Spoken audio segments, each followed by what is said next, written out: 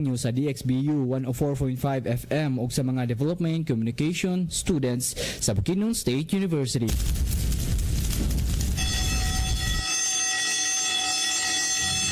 Hunaw na kini, inyong gabi, unya kalikni mong nabati ang aso sa hangin. May sunog na nagsugod sa inyong balay. Kay balo ba ka unsa ang buhaton?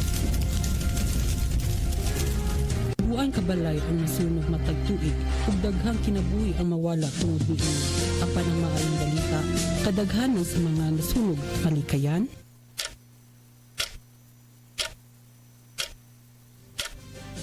Ang oras may nungdanon.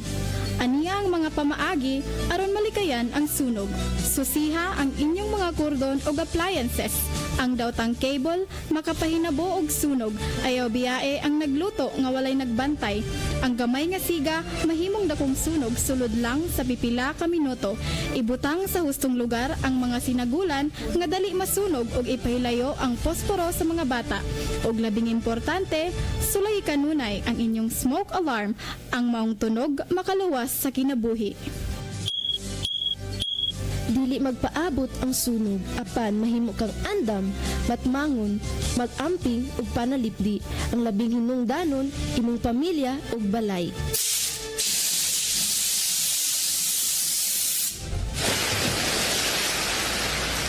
Alang sa dugang impormasyon, kabahin sa paglikay sa sunog, listaha ang inyong lokal na fire department o kuntaka ang ilang contact number. Kini nga pahinumdum gihatod kaninyo sa mga Development Communication students. Diri lamang sa DXBU 104.5 FM, ang educational ug community-based FM radio station of Bukidnon State University.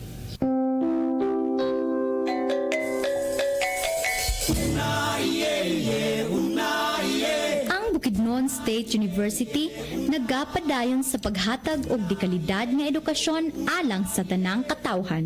Nagatindog isip usa ka institusyon nga nagapasiugda sa pagpalambo sa kahibalo, kahanas ug serbisyo publiko. Ang Bukidnon State University nagtanyag og laing-laing mga programa nga gitumong sa pag-andam sa mga estudyante. Para sa undergraduate programs, College of Education, Bachelor of Education, major in Early Childhood Education, Bachelor of Elementary Education, Bachelor of Secondary Education, major in Physical Education, Bachelor of Secondary Education, major in English, Bachelor of Secondary Education, major in Science, Bachelor of Secondary Education, major in Social Studies, Bachelor of Secondary Education, major in Filipino, Bachelor of Secondary Education, major in Mathematics. College of Arts and Sciences, Bachelor of Science in Biology, major in Biotechnology, Bachelor of Science in Environmental Science, major in Environmental Heritage Studies, Bachelor of Science in Community Development, Bachelor of Science in Development Communication, Bachelor of Arts in Sociology, Bachelor of Arts in Philosophy, Bachelor of Arts in English Language, Bachelor of Science Mathematics, and Bachelor of Science in Economics. College of Public Administration, Bachelor of Public Administration. College of Technology, Bachelor of Science in Entertainment and Multimedia Computing, major in Digital Animation Technology, Bachelor of Science in Entertainment and Multimedia Computing, major in Game Development, Bachelor of Science in Information Technology, Bachelor of Science in Food Technology, Bachelor of Science in Electronic Technology, and Bachelor of Science in Automotive Technology. College of Nursing, Bachelor of Science in Nursing. College of Business, Bachelor of Science in Accountancy, Bachelor of Science in Hospitality Management, Bachelor of Science in Business Administration, major in Financial Management. Para sa graduate programs, Master of Arts in Education, Master in Public Administration, Master of Science in Information Technology, Doctor of Philosophy. Dugang pa, ang Bukidnon State University naghatag og oportunidad sa mga gustong mupadayon sa ilang edukasyon. Pinaagi sa atong Expanded Tertiary Education Equivalency and Accreditation Program or ETEAP Open University System. Sa Bukidnon State University, kami nagatuo nga ang edukasyon usa ka gahom nga nagapadayon sa pagbag-o sa kinabuhi o komunidad. Pangutana o aplikasyon, bisitaha ang among opisyal nga website sa www.BukSU-dxBU.ph o tawagi ang telephone number 0968-568-1435 alang sa dugang kasayuran. Bukidnon State University nagpasiugda sa kalidad, pag-alagad o kalabuan. Hay, sulapig ko naman sa akong research ay mahal man rin magpa-check sa gawas uy. Anya, dugay pagod kayo ang result. Unsay mahal, uy. Unsa man day imo ipa-check? Like ang grammar or kung may ba sa plagiarism, yung ana ragot. Hala, uy. Nanon dira makasamahal nga naman barato ug masaligan. Ang University Statistical Center. Hala, unsa na it? Maun na. Wala magud gani kuyog namo atong last meeting. Gani, ang University Statistical Center ang mo-assist sa mga estudyante sa ilang research or thesis. Correct. Mo-check sila sa grammar, plagiarism, ug daghan pa. Dili lang na. Sila sa namotest sa reliability sa instruments sa imong work, analyze sa data, ug ma-interpret sa results. Hala, sure uy. Wala lagi yung kabaluan na. Maun na. Ayaw na paglayo-layo. Dito na sa duol, barato, ug masaligan.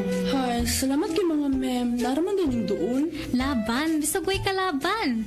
Sakto nga datos. Ligon na research. Ipa-check na sa Bukidnon State University Statistical Center.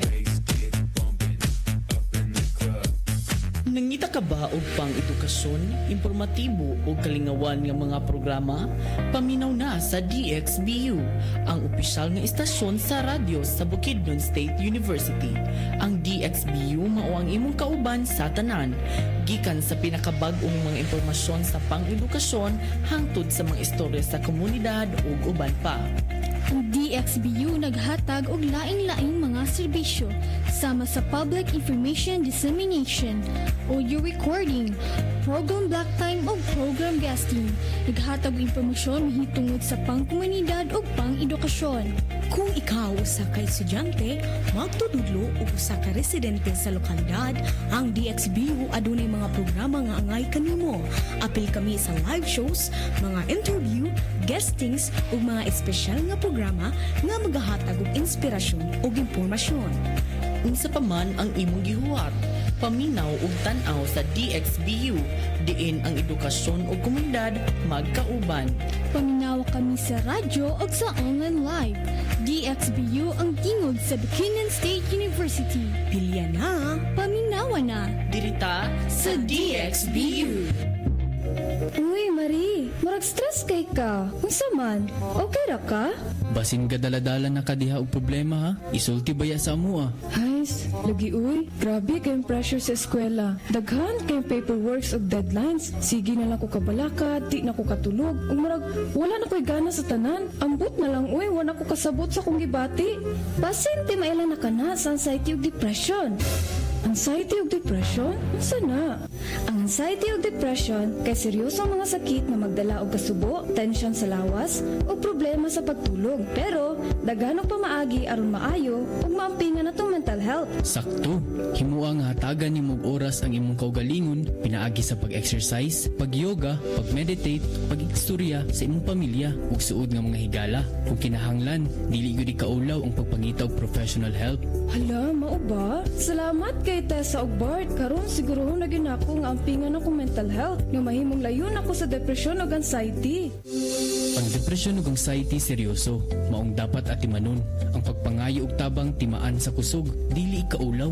Busa ampingi ang imong kaugalingon, magpakaisog ug magpabiling positibo. Hatagi og panahon ang imong mental well-being ug likayi ang pag-inusara sa imong pakigbisog. This is 104.5 DxBU 104.5.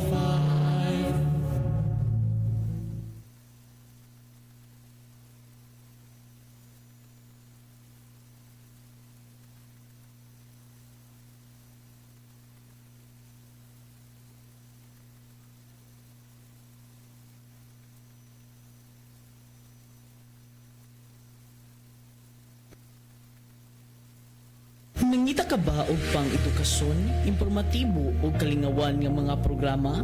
Paminaw na sa DxBU, ang opisyal nga istasyon sa radyo sa Bukidnon State University. Ang DxBU mao ang imong kauban sa tanan, gikan sa pinakabag-ong mga impormasyon sa pang-edukasyon hangtod sa mga istorya sa komunidad ug uban pa.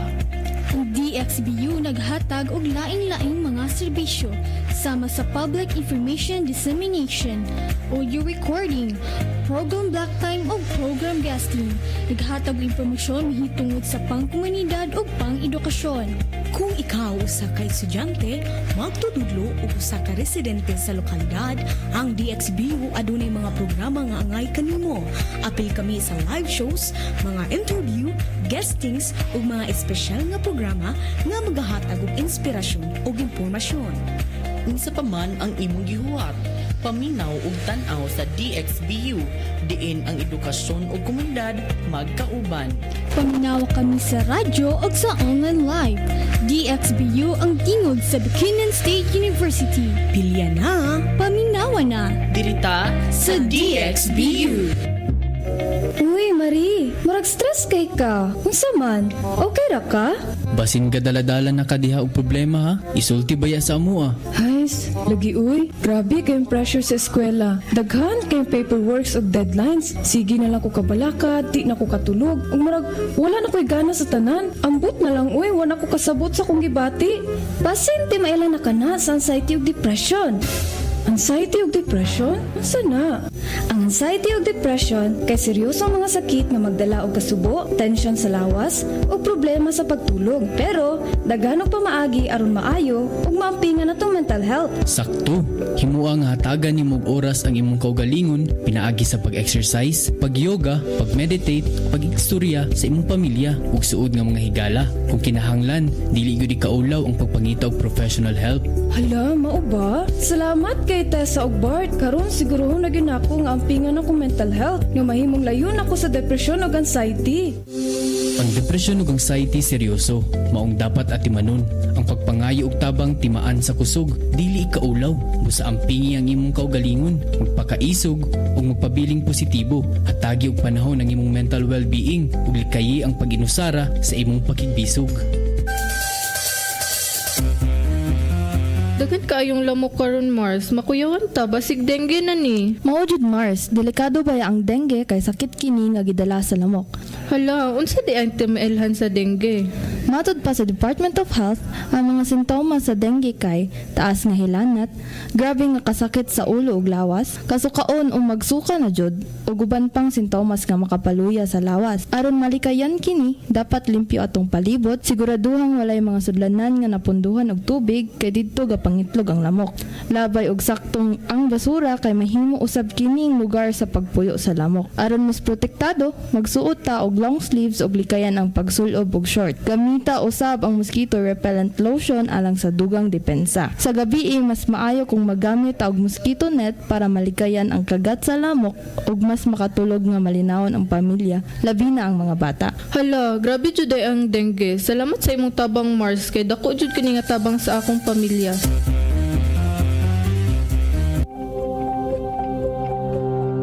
Atong paisgutan ang isa sa importanteng issue karon, ang HIV or Human Immunodeficiency Virus ug AIDS or Acquired Immunodeficiency Syndrome. Panahon na nga wagtangon ang diskriminasyon, masabtan ang kamatuoran ug isulong ang luwas nga pamaagi para sa himsog nga komunidad.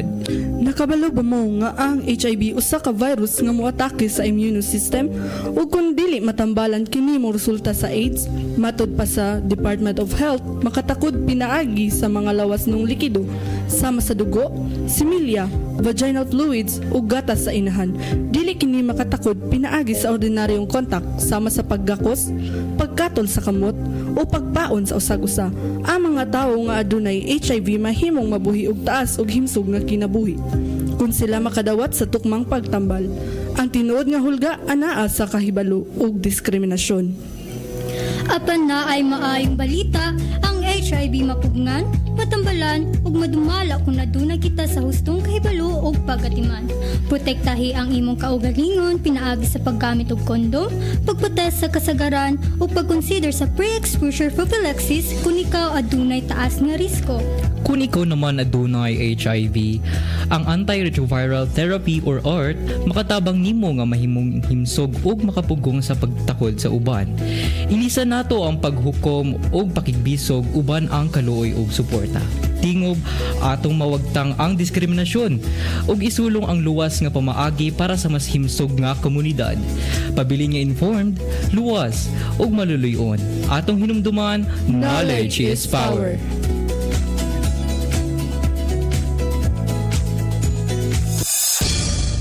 This is 104.5 DXBU 104.5.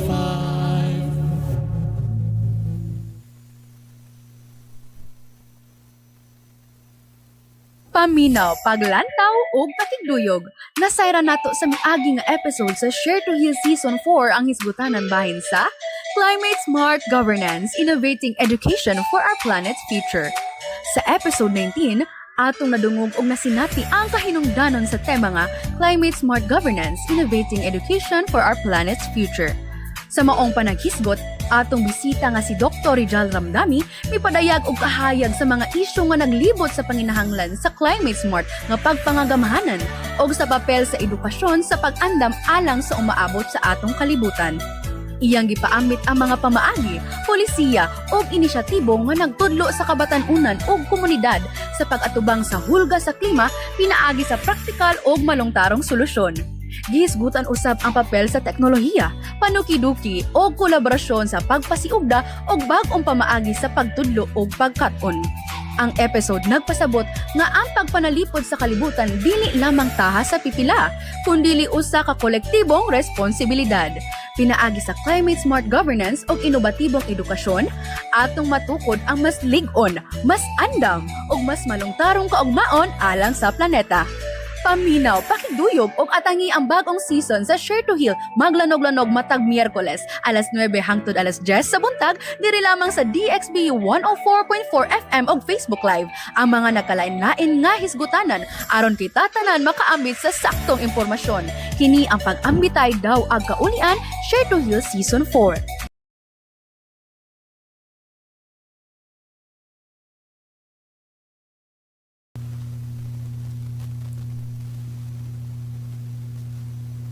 Okay, so maayong buntag Bukidnon, maayong buntag Bukidnon State University. Good morning, Philippines.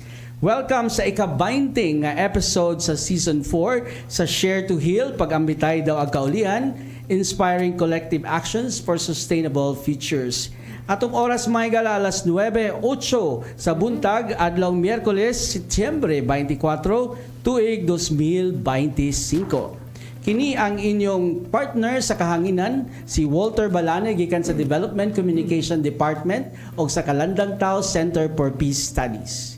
Pinaagi sa DXBU 104.5 FM, an educational and community-based radio station of BukSU, inyong makita o mapaminawan ang atong live stream sa Facebook sa DXBU 104.5 FM, og kini nga programa inyong madunggan matag Miyerkules alas 9 hangtod alas 10 sa buntag. Atong batasanon ang pagpaminaw ni ining programa nga gahatod kanato sa mga impormasyon alayon sa lahi-lahi nga dimension sa atong proyekto.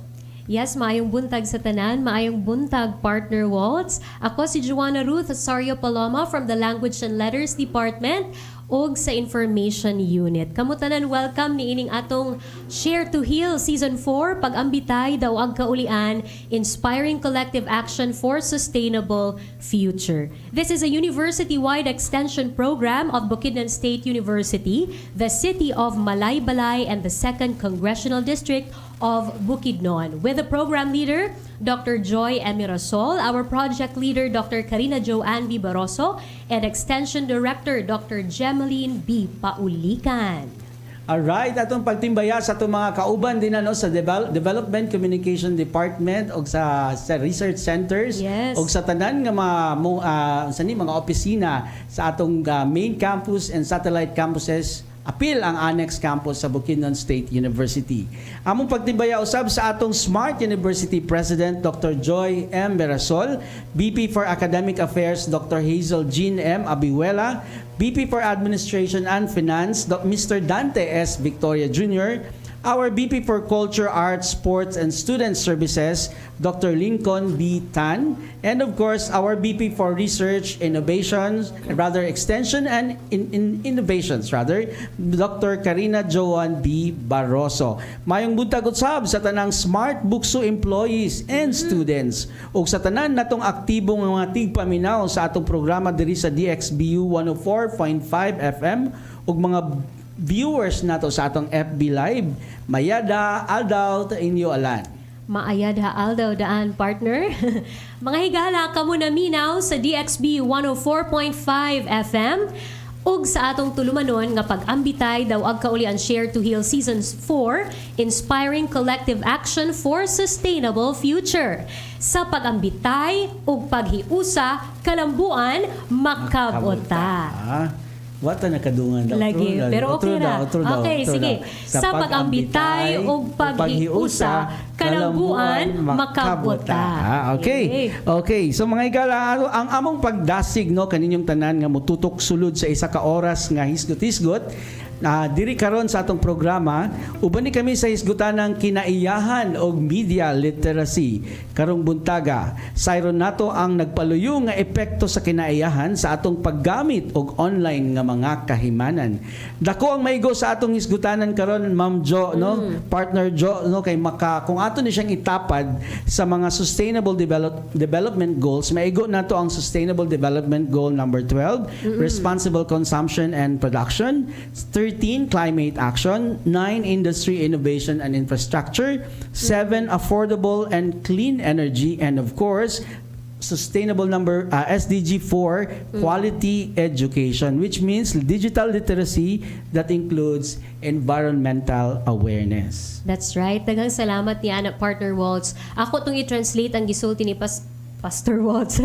Okay. Ni Partner Waltz kaganina, no? Ang atong topic this morning, mga higala, mao ang the eco story of your data. Raising awareness on the hidden eco cost of online life. First time pod na ako ni siya na encounter, Partner Waltz, ang eco cost. Naanay eco cost ang atong pag-open sa Facebook, pagtanaw sa Netflix, pag-scroll sa YouTube, ug uban pa natong gapang buhaton online. Paggamit og AI. Paggamit og AI. Diba? Nauso karon. Anyway, so para formal nga buksan ang atong paghisgot-hisgot karon nga buntag, paminawon og tan-awon nato ang isa ka mensahe gikan sa isa sa mga haligi sa atong tunghaan, ang Vice President for Research, Extension and Innovations, si Dr. Karina Joan B. Barroso.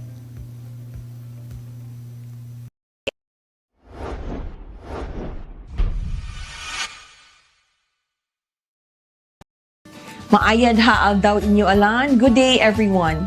Welcome to Season 4 o Pag-Ambitay daw ag Kaulian, Share to Heal. Sa tanang nagpadayon sa pagsuporta, sa inyong pagkakabana o pagkikiusa, daghang salamat. We extend our gratitude to you all who have stayed with us episode after episode, sharing in our mission to heal, empower, and take action.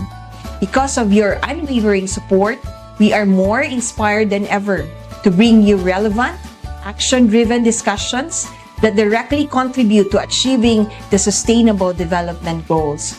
This season, with the theme, Inspiring Collective Action for Sustainable Futures, we invite you to tune in, engage, and be part of the change. Each episode is designed to equip you with knowledge, spark conversations, and inspire action.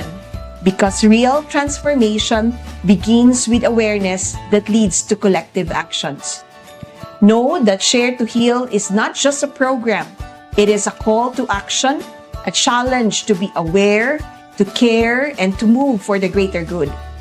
Through this initiative, Bukidnon State University stands with the world in tackling global challenges, proving that every voice matters and every action counts. Let us join hands in shaping a future that is more inclusive, resilient, and sustainable. So stay tuned with us, listen, reflect, and act. Because your choices we make today define the future we build tomorrow. Madakala salamat. Daghang salamat, everyone.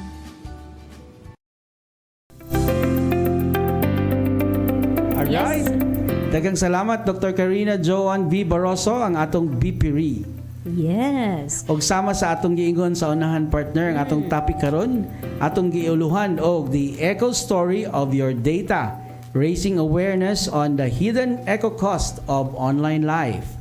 Tutok lang mga higala, Ma'am Jo. Yes, tutok lang kamo mga higala. Kay in a while, amo nang mahatag kaninyo and ma-introduce ang atong pinasahi nga guest this morning. I know nga nakita na ninyo siya sa mga posters, no? Nga gi-post nato din sa atong Share to Heal nga page and even sa DXBU. But then, ang atong pinasahi nga guest this morning is really usagi hapon siya sa mga haligis, most especially sa technological use sa Bukidnon State University. So, sa dili pa nato i-introduce ang atong guest, Partner Waltz, medyo magstorya-storya sa tadiri. Oh yes, so kay ingon lagi tanong nga parang nabaguhan ta sa topic, no? Ang siguro po ang ato pong mga audience, no, para sa ilaha medyo bag-o pod ang kaning topic nga naday environmental cost ang ato ang or ecological cost ang paggamit nato sa mga online nga mga kahimanan. Correct. No? So sa akong pagkabalo, Partner Waltz, naka-attend ka usa ka workshop or webinar on eco story on AI. So yes, sa AI. Another issue po ni siya, another branch no sa atong topic this morning. More specific siya, pero kanang grabe po siya kadako, no? Kay nahibaw-an din nato partner nga para dai ka magpadagan og kanang AI, kanang artificial intelligence, naa day siya mga data centers kanang sila ni ang maraga kuan partner, sila ni ang gakapot sa mga large kaayo nga mga language models. Mga language models ato lang imagine no nga kanang atong data center bitaw diha sa second floor sa kuan. Di ba daghang kay sila og mga mainframe computers, dagko nga mga computers. Naman gyud laptop na desktop kanang ilaha din na kay dinagkuan gina katong mga original gyud nga mga marasya ka ng sana partner, replica na lang siya sa pinaka-original nga mga computers. Correct. No? Mga data centers ang tawag niya na dinha gina-store o diha ga-operate ang mga large language models nga maoy mo hatag sa ato, mo'y motubag sa ato sa atong pag-prompt. So kada daw kuno na isa ka inquiry, mugamit kag aside sa electricity, no? So ana nga gamit, pero naa day siya implications po. For example, kinahanglan day og water para sa cooling. Yeah. Para mo pabugnaw sa kanang mga machines no sa hardware. No kay di man na kaya sa electric fan lang or sa aircon lang. They need water, no? So I don't know how the technology is, basa-basaon ba or dili wala kabalo. Pero ang content partner is pila ka millions of gallons of water annually ang ginagamit para to cool these data centers, no? Where they process our large language models. So murag kada request nato sa ChatGPT or sa AI, mangayo tao mag-prompt sa iya like chat, pwede mga translations or image generation. Partner Waltz, nagamit daw na siya og dagkong data centers, no? Kamatod pa sa imong gisulti. Nga mukaon og kuryente nga halos pareho na siya sa energy sa usa ka balay nga nagsiga daw ang tanang mga appliances. Grabe, no? Exactly. Unya partner, may nanguntag renewable energy ang gamiton, no? Ang gagamiton kay non-renewable energy, mga kuan kaning mga diesel baka or basta kay dili siya air or kanang windmill or hydro, no? So ang magamit diana is mga non-renewable energy. So ang emission niya sa carbon dioxide dako kaayo dito sa atong atmosphere, no? So basig ma-explainan ta ni Sir Dante ana kung dili manggaling mangita ta kay medyo atong sayuron partner, no? Kay interesante kay ning nga topic ko, no? Kay daaday gyud dako kaayo nga cost. Matud pa partner, no? For ang kanang training data sa ChatGPT 3 Ka-emit na siya og 552 metric tons of carbon dioxide. Ang iyang equivalent ana partner kanang 552 metric tons of carbon dioxide is 550 ka round trip flights gikan sa New York o sa San Francisco. Akong i-imagine ang distance ana be. Mara na siya og Japan paingon sa Singapore kalayo. So about mga 6 to 8 hours. No? So di lang ko sure sa number of hours kaya pumanta ka biyahe dito sa San Francisco o sa New York. next year? Next year. San Francisco Street or San Francisco Agusan del Sur. No? Pero partner, no, inana kadako 552 metric tons or a total of 550 round trip flights. Ang gasolina na i-emit niya sa sa carbon dioxide. Sa atong atmosphere, no. So dako gyud ang mga kinahanglan niya, dako iyang carbon footprint. So that's why matud palagi nimo Sir Waltz, ang AI makes life convenient gyud. Convenient but we tend to overuse it. Yes. So only consumption ang gakahitabo without knowing na adi gihapoy mga disadvantages. Okay? Okay, partner. Naana daw sa atong Zoom meeting room ang atong main guest karon, partner. And may you do the honors, partner, to introduce our guest. Okay. Once again, good morning sa tanan, maayong buntag. And ang atong higala, ani ana gyud, atong pinasahing guest, ani ana sa on air. So, we would like to introduce kini siya mao atong guide for our technology use in the university. Okay? Usa kini siya ka IT professor and of course atong Vice President for Administration and Finance. Daghan pa iyang mga roles, partner. Sa tinulang, for example, he's also the board secretary of our governing board sa BukSU, ang atong Board of Regents. And under po ni Sir Dante ang mga offices, no, sama sa IT department, kaning mga procurement, no, technology, infrastructure. So I think siya gid ang pinaka best source nato, no, so sa ato ang topic karon nga buntag. Okay. So ladies and gentlemen, let's welcome Mr. Dante S. Victoria Jr. Hello, May sir. buntag, sir. May buntag, Sir Waltz and Ma'am Jo. Good morning. And of course to our listeners and watchers of our program this morning. So, medyo busy karon nga buntag, no? Because I was just giving a message of the President, no, in the leadership camp of the student leaders. But anyway, let me go now for my short talk, no?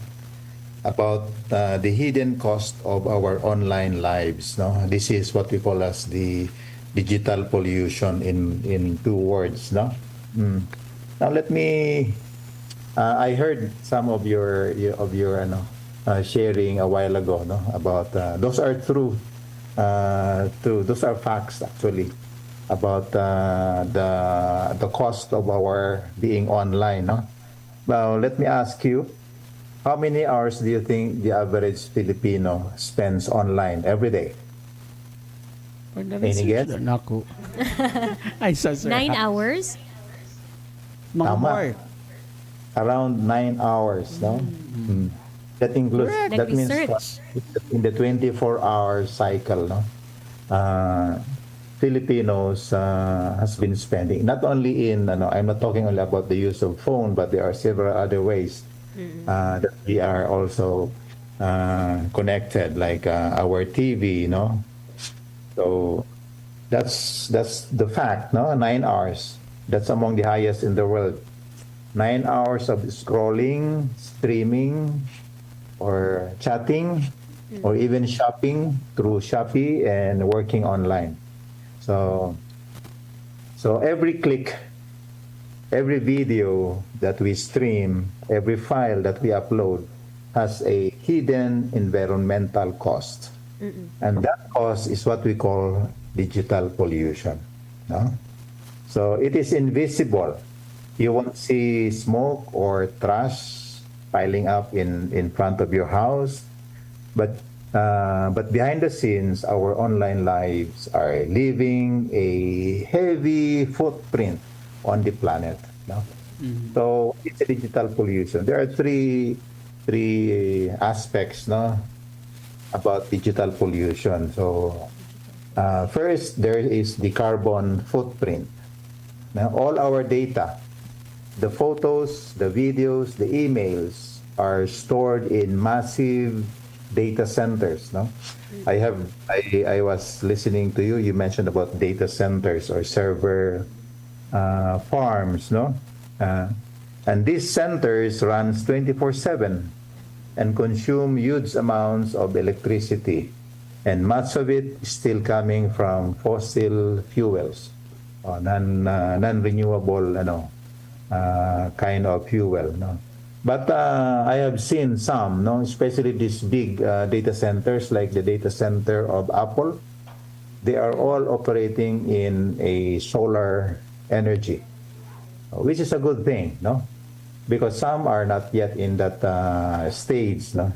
So we call that one as carbon footprint, as mentioned by Sir Walter Gania, no? The amount of carbon footprint that we are living, no, in this earth is similar to the katong gi-mention ni Sir Walter no nga aeroplano nga biyahe from San Francisco to London or New York to London. So ingana gyapon ang amounts of carbon footprint. No? Now the second aspect is the electronic waste. So these are some of the things that we see, no?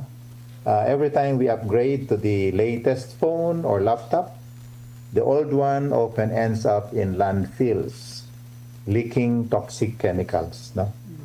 This one is very obvious, nga pollution, but it's still part of the digital pollution. And the third one is something that is psychological, no? The information overload. Like spam emails, fake news, and endless notifications don't just stress us out, no? But they also require energy to transmit and store. So kaning mga waipulos bito nga mga information nga ma-receive nato, it's a waste, no, nga use of resources, no? And not only that these are waste, but it also affects the people, no?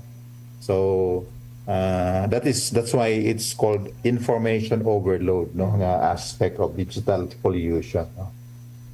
So yes, digital pollution is real, no? And even though it is invisible, the effects are global. And the IT sector alone contributes about 2 to 4% of the greenhouse gas emissions. That's on par with the airline industry. No? So it's really big globally. No? So, and when did this become a problem? In the early days of the internet, this wasn't much of a concern, no? Because sending few emails a week did not require much energy. Sa una, dili pa man ingani ka massive, no? Ang mga videos, wala pa yung mga live streaming sa una. And even our emails before are just text-based email, no? Very, very small amount of use of energy, no? And wala pa tayo madunggan nga mga live streaming like Netflix or YouTube, no? Everything changed in the early 2000s, no? So with smartphones, social media, and streaming platforms, our digital consumption skyrocketed. Yes. That's right, Sir Dante. Daghan kay mig nakuha ni atong imuhang gisulti karon sa amo kay halos tanan man gyud no sa atong adlaw-adlaw nga kalihukan gagamit gyud ta sa internet sa atong pagskwela, sa negosyo, pakigstorya, and even sa pagpalit nato. And na-mention po ni Sir Dante kaganina mga higala nga mauni ang gitawag nga eco cost, no, sa atong online nga kinabuhi. Usa ka butang kasagaran dili nato makita pero dako kaayog epekto. I believe Sir Waltz naa kay follow-up question. Wala na ko kato pang sa first nato Okay. question. So the first question Sir Dante is unsa man gyud kaha ang pasabot sa eco-cost of online life. O, eco-cost of online life. O nga nung importante kaayo nga hisgutan nato ni siya karon nga panahon, Sir Dan. So when we talk about the eco cost of online life, we are referring to the hidden environmental footprint of our digital activities. No? So every time we send an email, we stream a video, we scroll our social media or backup files to the cloud, energy is being consumed. No? Naakit na siya. And that energy powers vast data centers filled with servers that must run non-stop, no? Plus the cooling systems to keep them from overheating. And add to this the surge of e-waste from discarded gadgets. And the result is what we call digital pollution. No? So this is urgent today because this conversation is urgent today because our online lives have grown massively. No? So the Philippines, for example, ranks among the top countries in daily internet use, over 9 hours a day. No? So globally, the ICT sector already produces 2 to 4% of greenhouse gas emissions. No? So when this become a problem, so the shift really began on the early 2000s when internet use changed from occasional emails to constant daily dependence through smartphones, social media, and streaming. Our digital habits scaled up faster than our ability to make them sustainable. Mas paspas ang atong gamit kaysa sa atong mga sustainability efforts. So today, with the digital transformation embedded in our education, commerce, and governance, the eco cost is no longer something that we can afford to ignore. So that's really a problem. Okay. Thank you so much, Sir Dante. So ang punto ni Ana, no, ga-enjoy magyud ta gamit sa atong digital nga mga equipment, devices. Pero kinahanglan nato hisgutan ang eco cost niini. Partner? Tama. Kay sige tag yaw-yaw mahitungod sa environmental conservation etc. gagamiton pagid nato ang internet, pero as we do it man di ay we're also affecting the environment as well.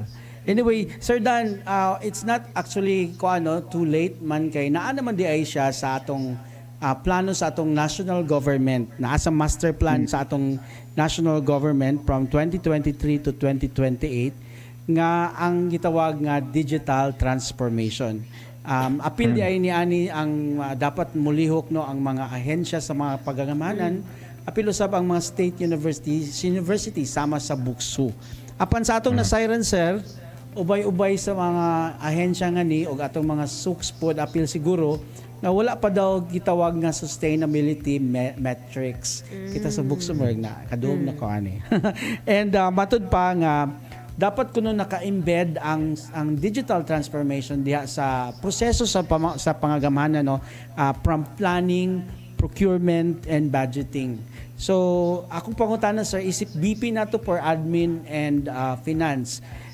Paunsa man ang mga SUCs nga ilang ma-integrate ang digital transformation diha sa ilang operations.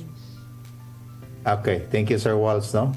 So as VPAF, I see 3 areas where SUCs like BukSU can integrate digital sustainability into our planning and budgeting frameworks. Unang-una, on infrastructure and procurement. No? Sustainability must begin with the choices that we make when acquiring ICT equipment. No? This means adopting green procurement criteria, prioritizing energy-efficient servers, computers, and networking devices. No? Naana na siya karon. In fact, you will see this. No? One of the companies that I really admire when it comes to green criteria is the Apple products. Every time they launch a new product, they always present about the kind of materials that they used and how they produced that product. No, we can consider those things. No, so let's also look at the life cycle cost analysis. No, in the procurement of this ICT equipment, not just the purchase price. No, procurement guidelines can also require suppliers to comply with environmental standards and provide end-of-life recycling or take-back options. That's the first one.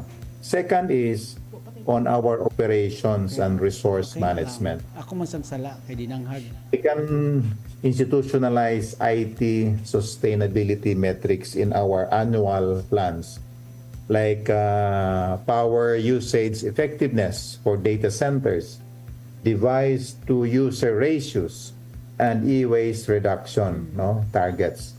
And budgeting should cover not just acquisition but also responsible disposal and upgrading of ICT assets. In BukSU, we have not yet fully complied kaniyang second thing that I mentioned. Now, the third one is on our governance and culture. Digital sustainability should be embedded into our budgeting policies and campus-wide culture. So into our budgeting policies, and also, like I mentioned, in our campus culture. That means we should align our IT projects with renewable energy initiatives, cloud-based solutions that reduce duplication of servers, and digital literacy programs that will teach both efficiency and responsibility in online practices. No? So probably we can embed these sustainability metrics into our OPCR or DPCR, and annual performance indicators make it measurable and accountable. No? So that's very important. So ultimately, our digital transformation must go hand in hand with ecological stewardship. So, in short, mo to siya, Sir Walls, no?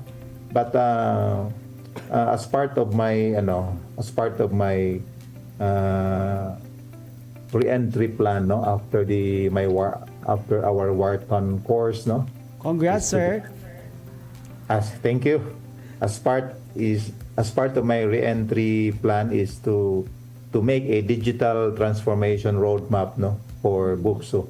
And of course, digital sustainability is part of that roadmap. Thank you, sir. Sir Dan, I'm just curious, sa tanan nga mga ahensya sa gobyerno, including our state universities, kinsa ang mututok para i-monitor ang implementation sa mga sustainability metrics? Apil na ba ni siya sa mga guidelines sa COA, sa DBM, or DICT? Sadly, dili pa kaayo sila ko kanang knowledgeable, no, like even COA, I guess, no. But eventually moabot rin sa ilang attention when it comes, ahera mo gana nila mabantayan ang mga butang, no, pag medyo mo lobo na bitaw, no. So but I know that DICT is very much aware of this, no. In fact, there was a time last year that Sir Dondon, our ICT officer, yes, sir, was considering an audit, no, for our systems, no, and that will be part of it, no, kanang atong mga audit on, not only audit on the security of our servers but also the use of energy. So that will come out, no, kung if we engage ourselves into that kind of audit. Mura siya kanang ISO audit, pero naagit sa mga specific criteria, and that's the first time that we will submit ourselves to that kind of audit. Yes, thank you so much, Sir Dante. I think na-answer ni Sir Dante ang akong third question. Okay. Oo, pero tinuod gid na, Sir Dante, no, nga karong panahon na ang atong university, ang BukSU, and even other SUCs, sila nagpadayon og pagpalapad sa digital nga mga services, no? Kay nanabi tay mga online classes, naapod tay cloud storage and mga digital systems. Apan katulagi daghan sa ato wala makabantay nga ang paggamit niini, no, sa mga data center o cloud services dako kaayo og konsumo sa kuryente. So gwapo tong gisulti ganina ni Sir Dante. Sir Waltz? Yeah. Kidding aside, importante gid abi na og niyong kagwapo si Sir Dante. Gwapo gyud Sir Dante. Pero gwapo mo datong topic tinuod sad Sir Dance, akong pangutana Sir Dance kanang dito na pud siya sa ato ang operation as a university. Kay di ba there was a time starting sa COVID na gi-encourage ta nga mag-digital kuan gyud no? More digital accessibility. So in fact, ato mga faculty na provide nato og mga laptops and then internet access sa mga offices and then nag-encourage dayon ta og mga televideo conferences atong mga classes sa asynchronous mag-video conference no. Pero naa po di ay ning isa karon ka concern nga mahimutang conscious pod sa ecological cost sa ani nga operations. So ang practical question that we'd like to know from you Sir Dance is unsaon man nato pagbalanse? Where do we kanang sa ba? Kay timbangon man nato di ba asa taman. So what's the metrics of the university on this and what's your take on this, sir? Yes, this is a very important balance that we need to strike, Sir Walls, no? For universities like BukSU, necessary man gid ang digital platforms because this is essential, no, for instruction, for our training, and even collaboration. So, but we must also be mindful of the environmental cost, no? And there are a few ways that we can achieve both accessibility and eco-consciousness, no? Unang-una is we can promote low bandwidth teaching practices, no? Our faculty can be trained to optimize materials, no? Compressing file sizes, using slides with more visuals and less heavy graphics, and encouraging asynchronous tools like discussion boards or pre-recorded lectures which consume less energy than long video calls. That's the first one, no? I think our new learning management system, the SIAS, supports this, Sir Walls, no? And the second is let us adopt a hybrid models wisely. So, because not everything requires synchronous video conferencing. Kanag yung synchronous bitaw nga video conferencing live, just like what we're doing right now. Basically, this is less using more environmental cost, no? Using more energy than asynchronous, no? So we can adapt hybrid, no? A mix of face-to-face sessions, recorded modules, and shorter online consultations can maintain accessibility while reducing hours spent on energy-intensive platforms, no? So third is we can manage cloud storage responsibly. Like we can set guidelines for archiving and deleting outdated files and encourage shared repositories instead of duplicate uploads, and choose cloud providers with a proven sustainability commitment, no? Isa ni siya nga important decision. Like for example, if you check your email now, how many unread emails do you have? Probably thousands. That thousands of unread emails that you have in your inbox is actually using a large amount of resources. And maybe the fourth thing is we can build sustainability into digital literacy. That means our faculty development programs can include modules on green digital practices, from choosing the right platform for the right purpose and to minimize unnecessary data traffic. So this is not just about the use of technology or about technology, but about cultivating habits of mindful use, no? In other words, let us institutionalize eco-conscious policies, no? At the planning and budgeting level, no? We can embed sustainability standards into our ICT policies. That's it, Sir Walls. That's how we balance, no? Our efforts for digital platforms at the same time our eco cost, no? Salamat kay Sir Sir Dance, no? Ma'am Joanna said, natubag na pud nimo ang iyang pangutana. So, may gid ay nga mo mubasa si Sir Dante og mga questions, no? Maunhan na niya. Naana lang ko kay ma-off the grid na pud ning akong question, Sir Dance, kay imo naman pud natubag ang next na akong pangutana.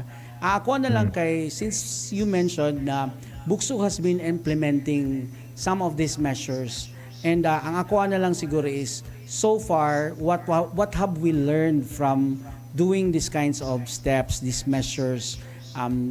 In for example, no, kaya ra ba di ay? And then unsa day ang mga challenges for us to pursue these kinds of measures? Okay, thank you, Sir Waltz, no? So, actually, na-mention na ako earlier to katong mga tubag ani nga question, no? But basically, it's very important that we always balance, no, the cost of implementing new technology, no? Ato yung that means from the source pa lang, we need to really study, no? We don't just purchase equipment from somebody who is not responsible, no, in the use of their technology. That's why it's very important that we also do our research, no, because ang isa good sa possible problems is we will be procuring technology, either hardware or software, that is very intensive, no, in the use of power, no, and then magastos kaayo ang iyang implementation. That means from the source we get to research, no, unsa ni nga kumpanya. Like for example, I can mention brands, no, but I don't know exactly what are their sustainability efforts, like Huawei, no? Very common ang Huawei nga China products. So before we jump into buying Huawei products, we can also research, no? What are their sustainability efforts, no? So that's one thing. Like if you buy Oppo or mga other brands of Samsung, what are their sustainability, efforts, no, in producing these products, no? I know Apple is very good in this, no, because I've been watching their from time to time kanang ilang mga launch of new products, no. And I'm amazed, no, how they are very much conscious, almost 100% nga ilang power in their data centers and even in their manufacturing plants are 100% renewable energy ang gamit. So knowing that means we get products from these companies. That means from the start we are already aware, no, and conscious. And then pag-abot sa ato, we must support it with sustainability policies, no. So that's it, no. Daghang salamat kaayo ni Ana, Sir Dante, no, sa may hinungdanon kaayo nga diskusyon on being eco-conscious.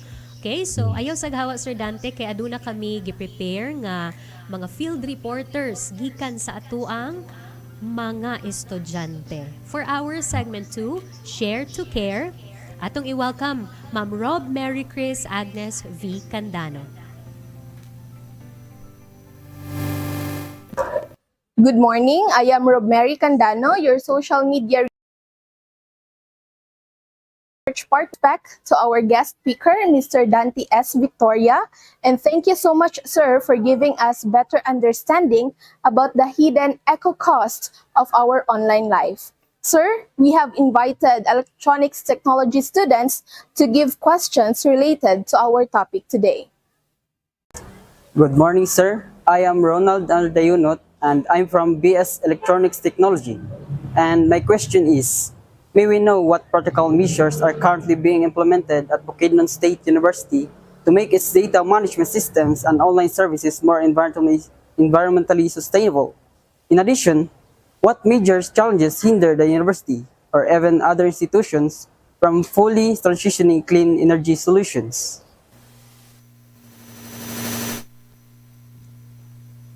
Okay, thank you for that. No, first is embarking into this kind of projects. No, like our SUC, like BukSU. Okay, one thing that is we are faced a challenge is cost. No, it's really costly. Just like when we build a building that is green building, it's very costly than the traditional, no, or the conventional mga building. So because these technologies available are really expensive, no. So in BukSU, what we are doing is, of course, we already have started our green campus commitment, no, and in fact. We were already recognized sa atong green initiatives, no. We've been actively participating in campus-wide sustainability programs. Our UI green metric entries, no, our mga SDG events, no, and waste reduction drives, no. This is not only about ICT, no, ang atong mga initiatives sa BukSU, no. We have shown institutional commitment that also frames the ICT and digital services under the Green Campus agenda.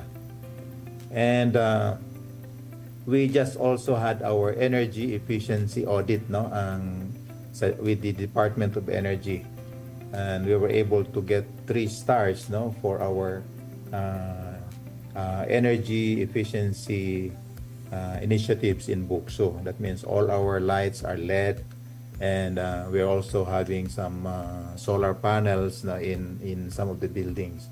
So we have done that, no, and we have been also recognized locally, no, for efficient energy management, like the BUSECO, no, indicating active monitoring our efforts to reduce electricity use, no. Every month, we've been monitoring our use of electricity. Isa gina sa challenge, no, kana bitang we are trying to monitor, and yet we keep on procuring mga new computers, new laptops. So in fact,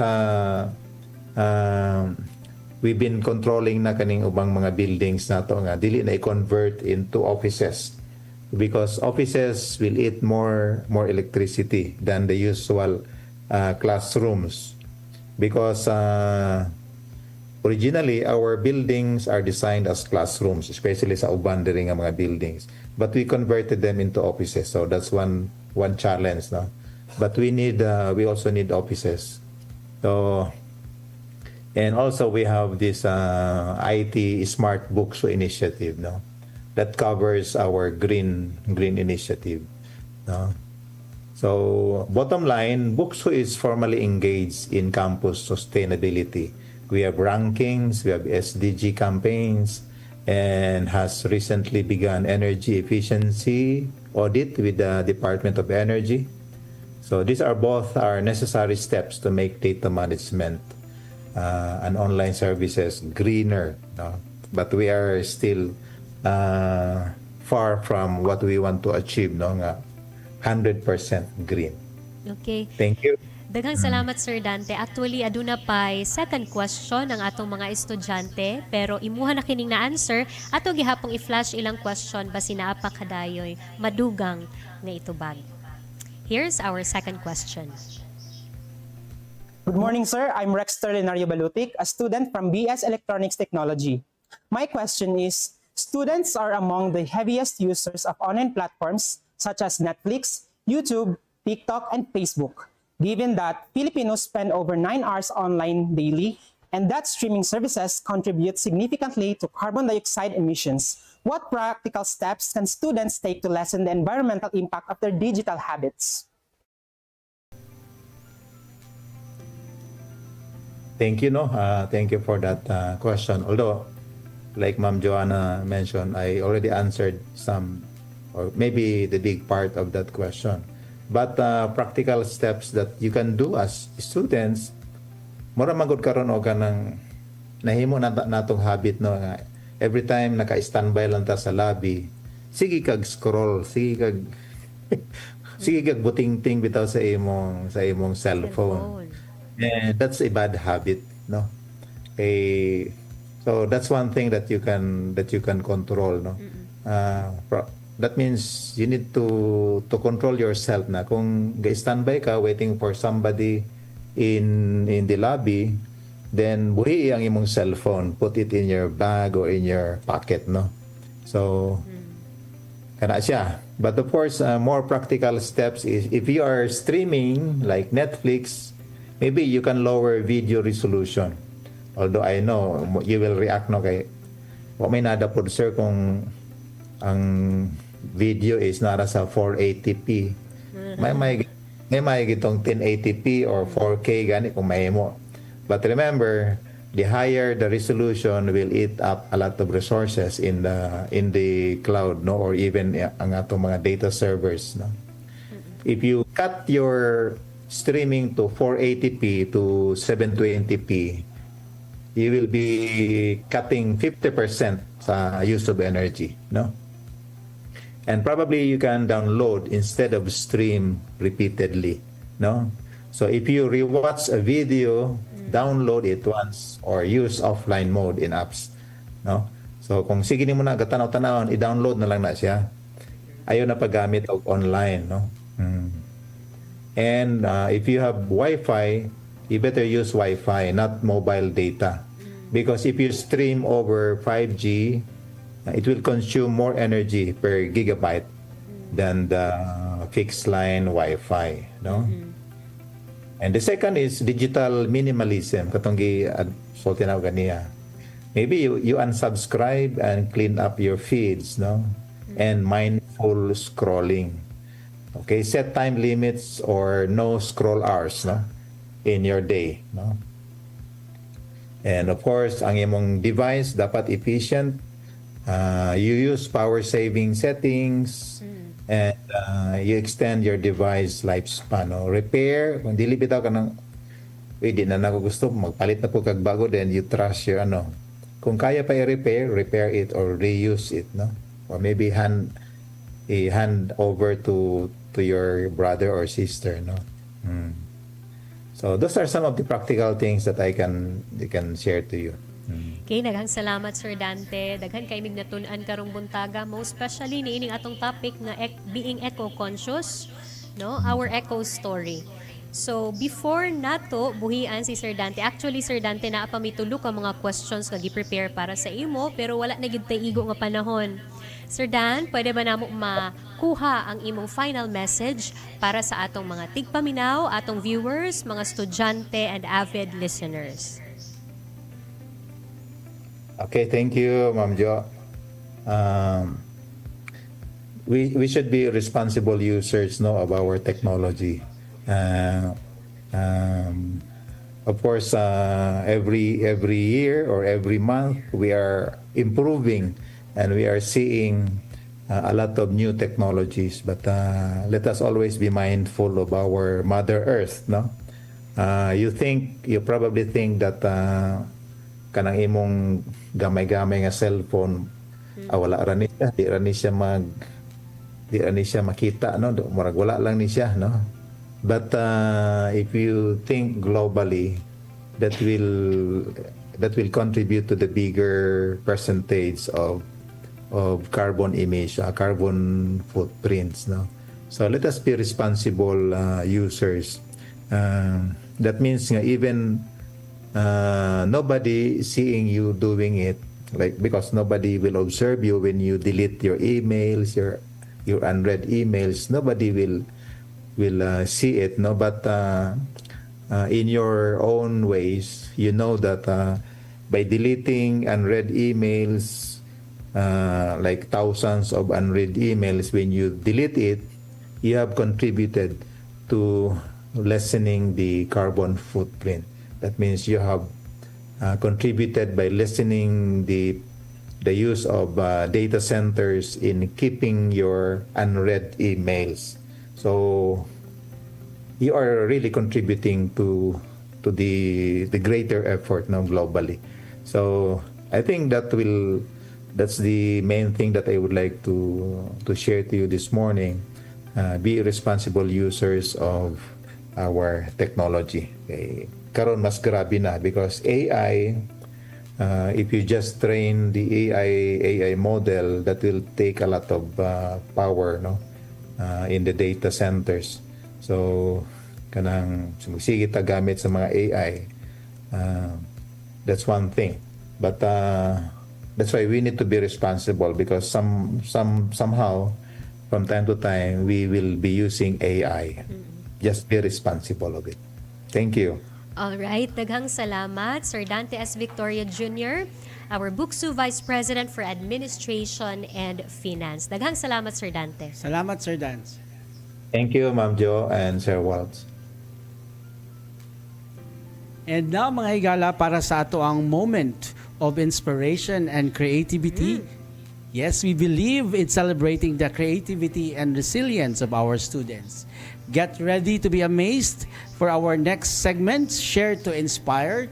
We have a number from our BAEL or Bachelor of Arts in English Language third year student, Jug Manuel Recare. Jug or Jug? Jug. Jug. Jugi ko na. Jug. Jug Manuel Recare.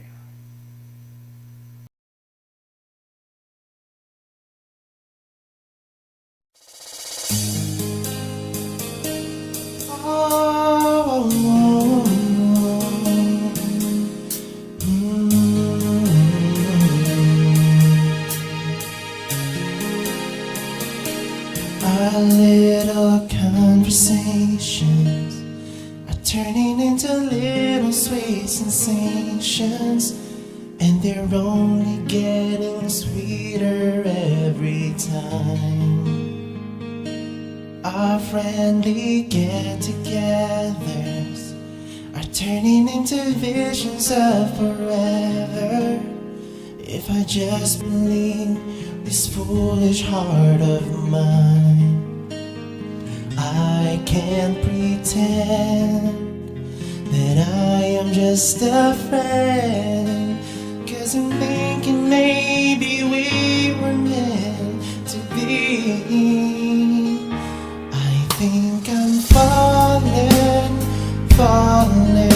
in love with you, and I don't know what to do.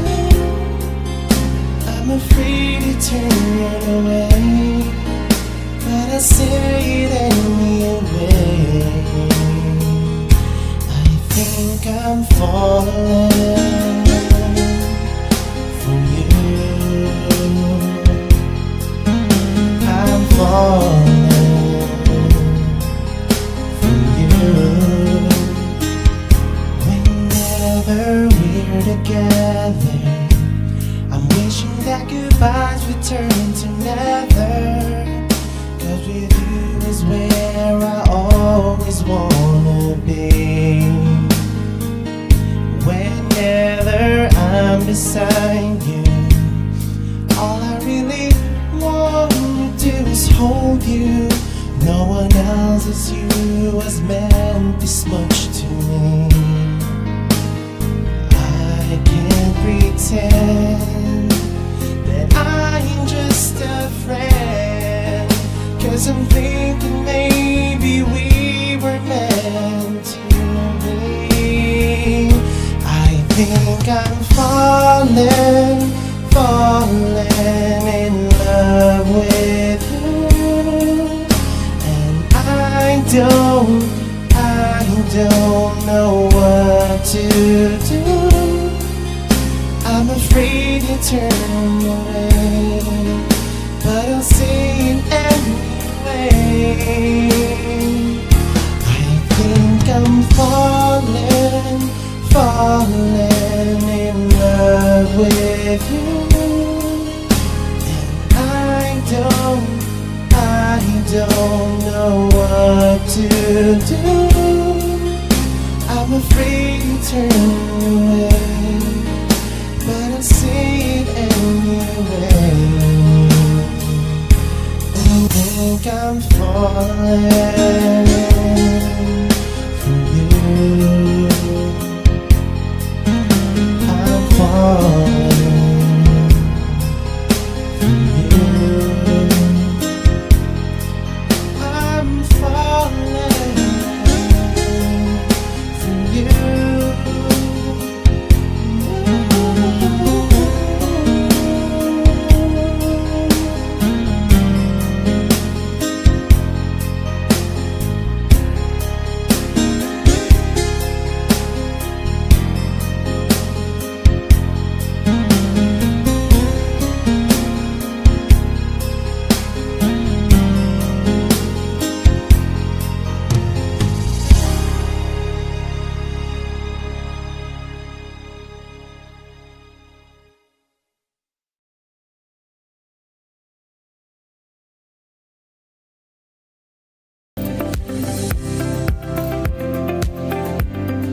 Okay, daghang salamat sa ato ang student from Bael, si Jog, no? So daghang salamat sa imuhang solo performance. O karon mga higala atong adtuan no ang siguro sharing na lang siguro ta of unsay atong mga nangakutlo, no? This is our synthesis of sorts, no? So na discover nato mga partner no nga naagi di ay digital pollution na Yes. matud pa ni Sir Dante, and it manifests in several forms, no, and among those nanganan niya is katong sa pag-consume og energy. Dako kaayo ang energy nga gina-consume nato sa atong pag-online use, no, kung magamit ta og online or digital nga mga kahimanan. So sa example nga gigamit nato, equivalent to the aviation industry ang kadako nga carbon dioxide nga ma-release into the atmosphere, no, with this consumption. And we also need water, partner, to cool our data banks, no, or sitaw ato data centers, no, where we will nga mo'y muhatag og power sa atong mga servers. And of course, aside from water, gagamit o naputay malabay nga mga eco waste, no, because of naay mga toxic materials gikan niani nga mga equipment kung atong ilabay na siya, no, kay short term lang ang iyang mga kagamitan. Pero partner, na-realize na ko sa conversation nato with Sir Dante that it's not actually hidden. It's really there. Dili lang ta conscious, wala lang ta na-educate Yes. no? So they've never been lying about the cost here, because klaro man kay nga dagko nga mga cost. No, but wala lang nato nakita the way it should be seen, no, nga naa daigyoy in ani nga mga cost. Correct. As we take actions. And nakita na ako, ganahan ko kay dili day nga kanang doomsday, kanang vibrations ni Madam Auring bitaw nga end of the world, naa day ginahimo ang atong gobyerno. For example, sa master plan sa government, matud man ni Sir Dante, nakascade ni siya sa mga government agencies na dapat ma-embed siya dito sa atong mga dito sa atong procurement, sa atong planning process, o sa ato ang budgeting, no. So, and BukSU has done things so far. And nakita na ko, partner, no, nga ang levels of effect and counter effect, or effects and counter action, is nasa societal, institutional, and personal level. So sa societal level na ang gobyerno din na, no, ang United Nations galihok sila aron ma-counter ni nga problema.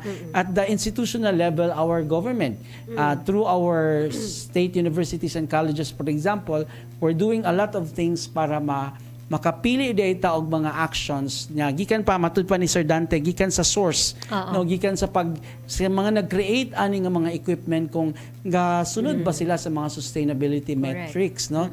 And ingon pa niya at the personal level, sa mga magtutudlo, na siya gi-mention nga dapat mag-hybrid ang atong gamiton. So the policy of the government or the university should be there nga hybrid, and then our faculty should also follow nga kung magtudlo ta dili tanan webinar or dili tanan video, but naagid po ay hybrid.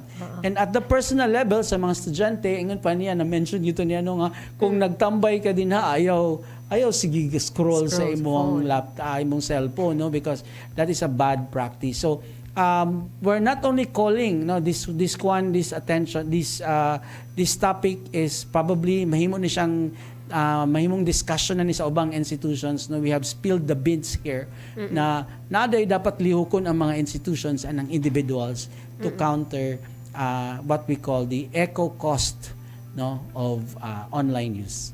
That's right. Mao nga kinahanglan nato nga magmatngon gyud kita, partner Waltz, sa atong digital habits. Og usa pa magtinabangay sa pagpangita og mas limpyo, mas responsable nga paagi sa paggamit sa atong technology. Busagani dinhi sa BukSU adunay mga lakang padulong sa pagkahimo nato nga Green University, di ba Sir Waltz? Green, no? Oh, green.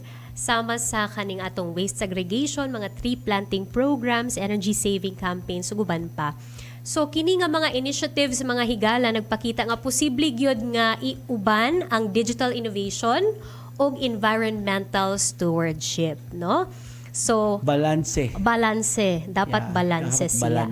So we would like to acknowledge the LGU Malay-Balay headed by Honorable J. Warren Pabiliaran, our 2nd Congressional District of Bukidnon headed by Attorney Jonathan Keith T. Flores, BukSU President Dr. Joy Emirasol, our OVP and our Program Leader Dr. Karina Joanne V. Barroso, our Dimension Head Dr. L. Christine M. Melendez for the Media Literacy Dimension.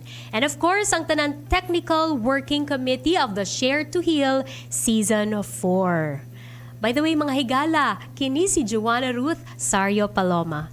Daghang salamat mga higala sa pakig-uban nato karong buntaga hangtod sa sunod semana sa samang takna alas 9 hangtod alas 10 sa samang adlaw Miyerkules sa among istasyon DXBU 104.5 FM. Kini si Walter Balane hangtod sa sunod natong panag-uban og magpadayon ta sa pagtinabangay alang sa mas maayo nga kaugmaon para sa tanan. Daghang salamat og kami magpabilin nga og magpahinumdom nga sa pag-ambitay og paghiusa kalambuan makabuta.